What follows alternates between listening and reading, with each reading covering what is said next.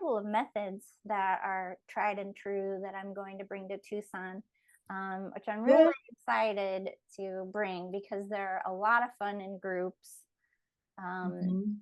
so, would you like to hear? Yes, that was going to be my next question. What do we get to experience? What do we get to look forward to?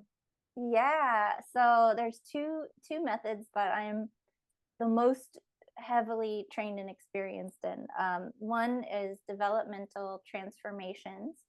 In short, Mhm, that's DVT. So it's big D, mhm, little V, big T. mhm. Um, Yeah. and it is very improvisational. So I was drawn to this method because of my acting background being Second City Improv and having an improv group when I was in New York. And I really love it. And just, my work as a clown, I was working improvisationally. I also want to Mhm. point out that we all work improvisationally in every moment of our Mhm. lives. So, Yes. right? We're Yeah, we're all just making it up like as we go along, you exactly know? one big make 'em up right now, Yeah, like yeah. that's what we're doing. So I like that aspect too. It's, in terms of maybe some other drama therapy methods might be, okay, we're going to work with the script. We're going to block the scene. We're going to, rehearse these movements, and that's all good too. But I think my strength is a little bit more fluid in that in the moment work. So DVT, I'm going to bring to the first group of the weekend, which Mhm. is a brilliant, I have to look at the title because it's a very long title that I created for this. Okay, it's called Sparks of Play, a workshop for unbridled joy and creativity. So Mhm. DVT will be sort of the main entree of this workshop. Um, Mhm. I'm going to warm everybody up using other creative arts activities such as a little bit of art therapy, a little bit of music, a little bit of dance movement. Mhm. Maybe we'll play some drama games, but then we're going to have this group and it's going to be largely improvisational. I will hold the space, hold the container, make invitations. I will guide everyone and how we get started. We start with sound and movement. Everybody's, getting their Mhm. juices flowing. We're Mhm. mirroring each other. We're connecting, and then something emerges from that. So it could be, a scene might emerge, maybe some characters. Um, the group could go in different directions. I mean, there's a lot of things that could happen with the group. That's what's so exciting about it, is because there's a Mhm. lot of permission to let the group do what the group is going to do. Now, my job is going to be to find spots where I can make offerings or I Mhm. can help other group members come into the play by Mhm. inviting them to join us in some way. Um, and we typically have some themes that we want to explore.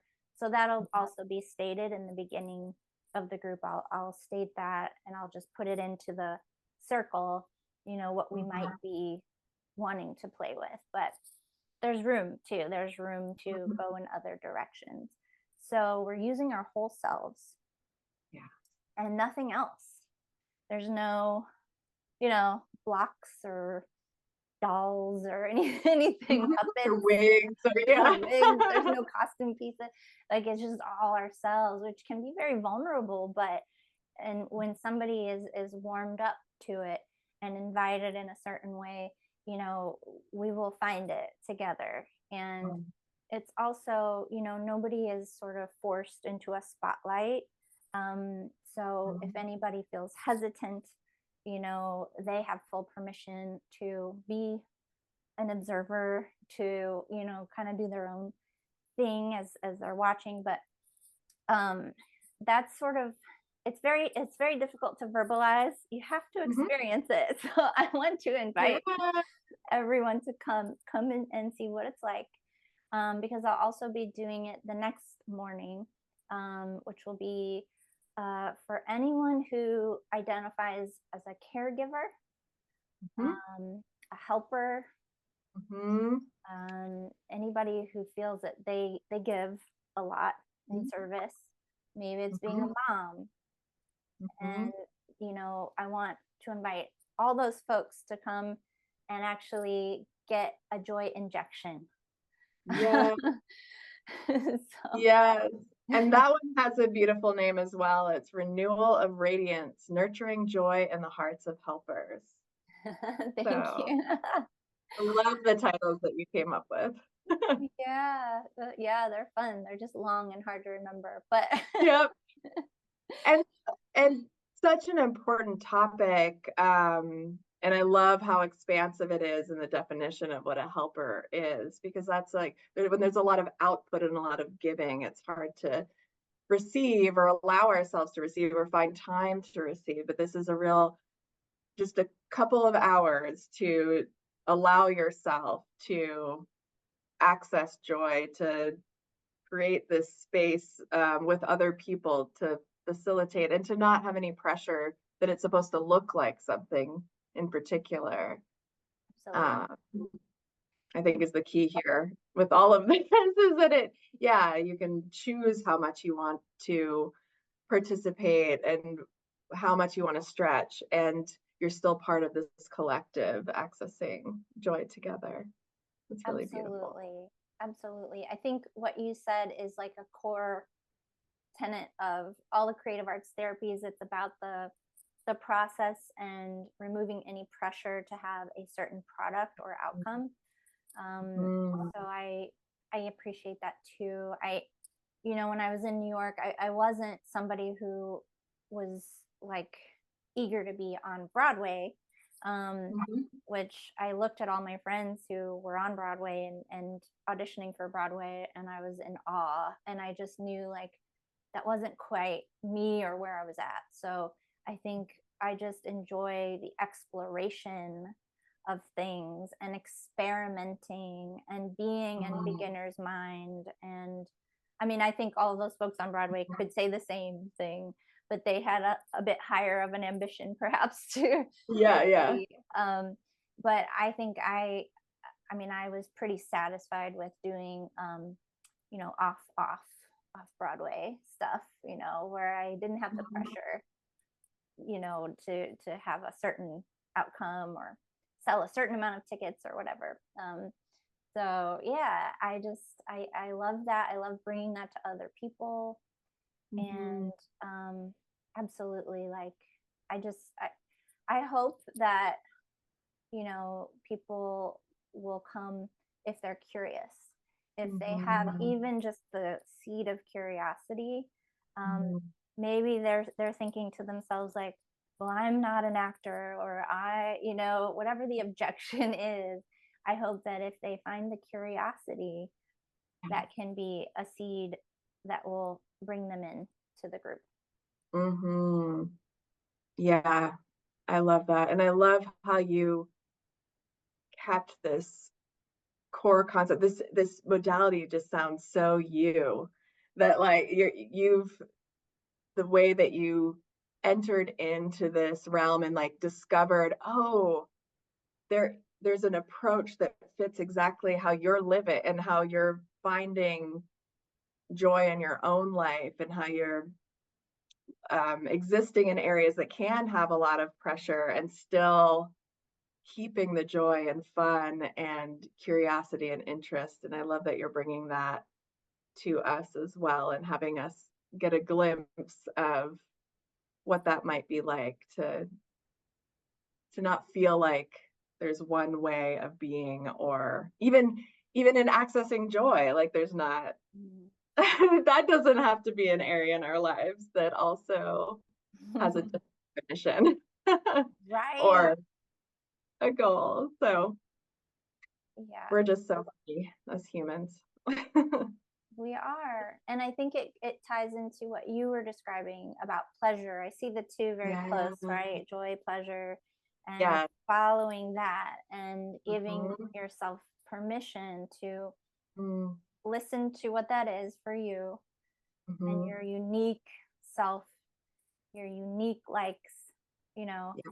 and going in that direction. And I really, I think I'm very passionate about working with folks in the therapy space as well, where I want them to know that they are the expert, right? They're the expert Mhm, on them.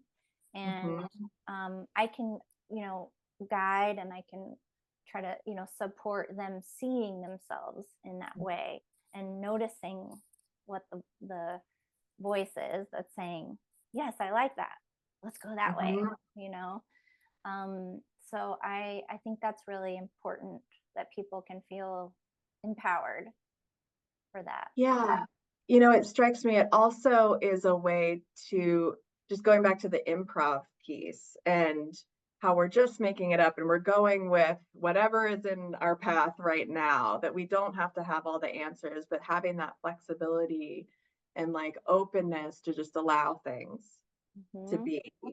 I know I've only taken a couple of improv classes, but I immediately recognize the therapeutic value, and I'm just like so excited just because you're having to stay present Hmm. and in the moment. If you get too much in your head, it will mess like that's when we mess up. But once you get back into your body, back to presence and just let things happen and let yourself go with whatever comes up, there's so much healing power to that, Hmm. because there's a tendency for us to be so monitored Yeah. all the time. There's a real presence and like even within the therapy world, that bottom up processing where we're really focused on the body and responding to cues there. Hmm. It all just fits so beautifully. So It does. And I just want to say too, like when I was listening to your journey um, of creating this center, the Love Life Therapy Mhm, Center, it's like mhm. you could say that that was a giant long form improv, Right. right? Because Oh, you were present, you were listening along the way, you said yes, which is like number one rule of improv, yes and. mhm. Yes, and I know I was gonna say that too. Yes. Yeah, and so did you. I mean, throughout your career, yes, and just like looking and learning and staying open and moving when Mhm. you found something new. I see the same in you as well. And thank you for highlighting that part of my journey too. Yeah, it's so cool. It's so cool that, Mhm, that we to think of it like that too, like our lives, it is one big improv. And if we can practice presence, we're more mhm. likely to feel that alignment on our path, you know? Yes, exactly. Exactly. Tell me about the other two, because you have a couple of interesting afternoon sessions as well on Saturday and Sunday. Yeah. Okay. So the second sessions of each day are going to be using sociodrama, which I described earlier. Mhm, But sociodrama, it's a method that has three phases to it. So that's why it's a bit longer of a workshop. Um, so we're going to have a big warm up together as a group so that we become warmed up to each other, to ourselves, and then what we want to explore for that workshop. So, my mhm, hope is that I'm going to bring in some prompts, and we're as a group going to figure out where the energy is. So, will the energy be, and this workshop on Saturday, the first one, it's going to be looking at relationship health and some mhm, of the common universal challenges that mhm, couples face, um, mhm, or any relationship structure, right? I would love to welcome everyone. So, mhm, whether you're in a relationship or not, if you're interested in relationship skills, right? mhm, And particularly romantic relationships or, even close friendships, mhm, whatever label you use, this mhm, hopefully will cover the gamut So, um, some of the common relationship issues, right? Like off the top of my head, I'm going to say desire discrepancy, which is also a sexual health issue. Mm-hmm. For sure. Um, Number one. and yeah. And so this is so common. When I work with couples, I'm like, I wish that we could all get into the room together and we could see that you're not alone, right? And Mhm. I think the seed for this particular workshop kind of came from that desire of mine, so that people could work together and see, like, okay, these are very universal themes, and Mhm. sociodrama gives us a chance to play with and explore a fictional story that we create as a group about Mhm. this issue. So we vote on what theme we're going to work on. Then Mhm. there's a process that's very, very structured around how do we come up with this fiction that we're going to play out. Mhm. And it's all, again, using improvisation and role play. And there's Mhm. all of these techniques at my fingertips as the facilitator, which are so much fun. So one is, it's called role reversal. So the Mhm. scene might be playing out. I might call freeze, switch roles.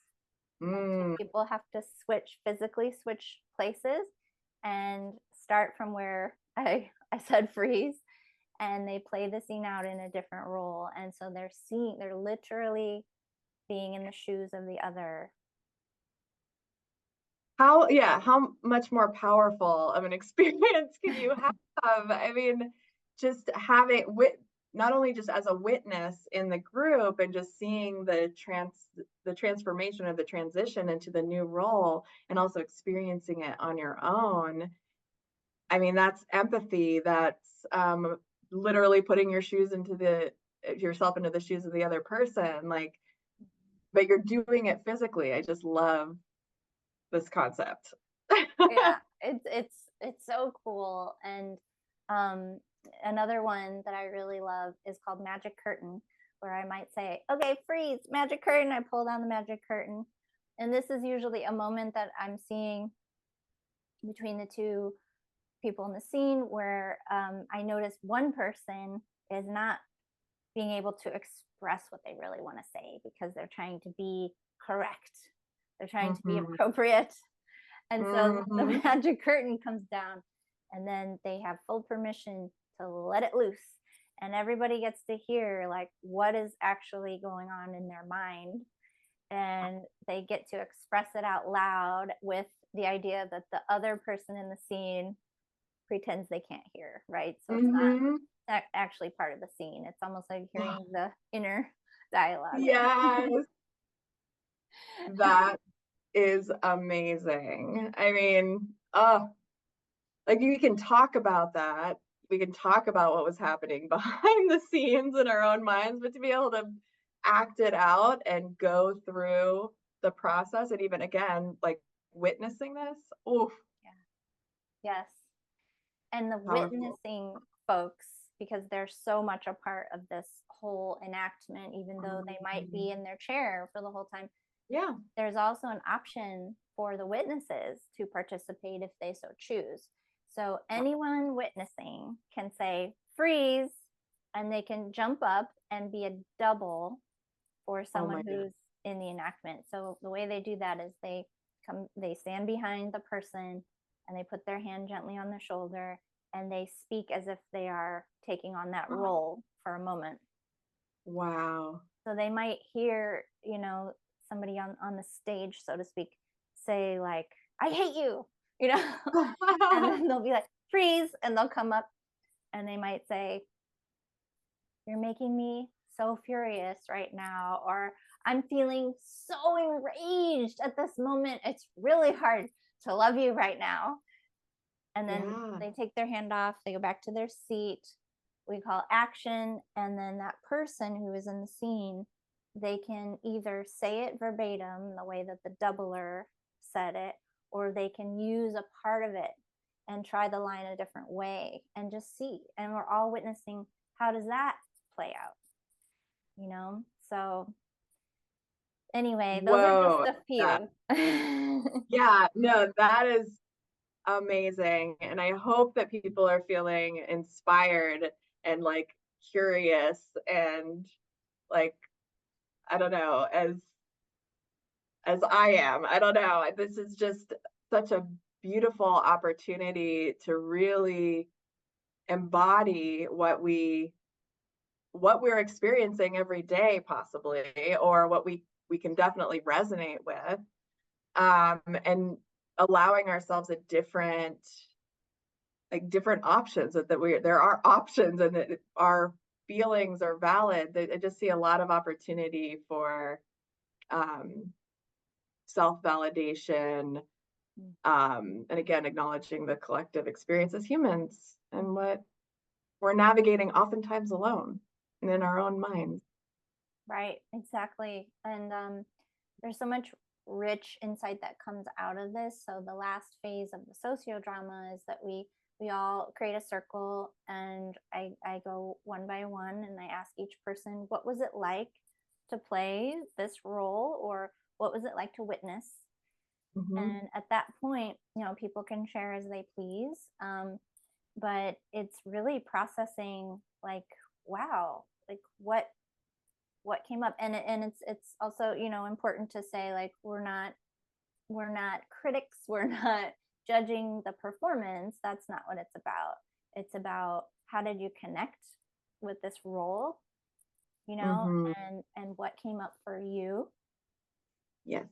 and maybe how does this connect with your own life. But that's up to everybody's discretion. Right. If they want to share with their experience, or just absorb it, because yeah, I love that openness that you have with it Mhm. as well. Just to try to make it a little bit less intimidating, that you don't have to fully go into it in that way, in that expressive way. It can also, the shift or the insight can happen on our own too. Absolutely. Yeah. It's always an invitation, and never Mhm. a demand. So, For sure. mm, And what about the sociodrama for mental health providers, the Dear Therapist? Tell me more. okay, this is created You, purely for selfish reasons. No. oh, I'm nice. kidding. But I love, being able to, when there's opportunities to talk to other therapists about what it's like to be a therapist, because I think it's Mhm. its own, you know, particularly a mental health provider of some kind. Mhm. So, we can also include life coaches, um, and people who work with the emotions of Mhm. others. Mhm. I think, I wanted to provide an opportunity for those folks to come together and do a sociodrama about, something in the experience that's unique to being a mental health provider. So, yeah, I think it'll be just, fun to kind of, be able to feel free to express, Mm. a lot of our job is holding that space. So I would like to hold the space for other therapists in this Yeah. playful, exploratory way. And Mm. we can jam. Yeah. Yes, we don't have to be so serious all of the time. We can allow ourselves access to fun and exploration and openness. I think, yeah, we can get a bit like in our, I don't know, we're affected by our work. The vicarious trauma is real. Like Mhm. there's a lot of stories that we're holding, and I appreciate that you're bringing this, you're holding this space for us. You're facilitating our own exploration of our experiences in a fun and engaged way. And also, again, recognizing the collective experience of mental health providers. So, thank Yeah. you. Oh This is yeah. wonderful. I'm so excited. These are um, Saturday, April 27th and Sunday, April 28th. Mhm. I'm just realizing that I have a typo on the flyer. Oh, really? I didn't notice Yeah. it. Oh my goodness. So yes, I will be sending out new flyers soon, but the times are correct, the prices are correct on the flyers. I'll be putting out some more ads too.